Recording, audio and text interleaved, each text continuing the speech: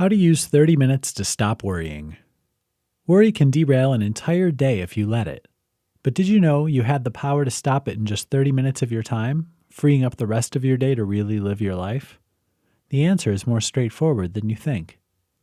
When you become accustomed to worrying, you gain a constant stream of negative feedback and information in your brain.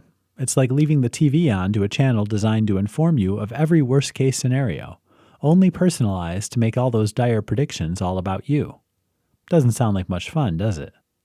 But by designating 30 minutes every day for worrying and allowing yourself to worry only during those 30 minutes, you gain back your day and your life simultaneously. You start by setting a worry time.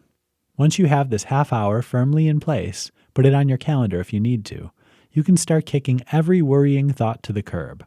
You tell it later, and then refuse to let it near you again until it's your designated worry break. How do you do this? Try these quick steps. Pick a time.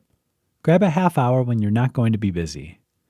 Be careful not to pick one too near bedtime, though, as it might interfere with your ability to sleep. Become conscious of your thoughts. Every time you have a worrying thought, tell it to go away until later. If it helps, jot the worry down somewhere so you have a list to look back on during your break. Use a timer. Worries can very quickly take over as much time as you give to them. By setting your timer to 30 minutes, you're keeping control of just how much time you're going to spend worrying. Record your thoughts. Either write down your worries as you think of them, or if you like, journal about your thoughts during this time. Be as detailed as you like.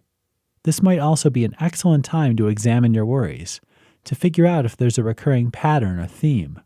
Dig down into the heart of what's really troubling you. Stop when the timer goes off. At the end of the 30 minutes, you're done. Any new worries will have to wait until tomorrow.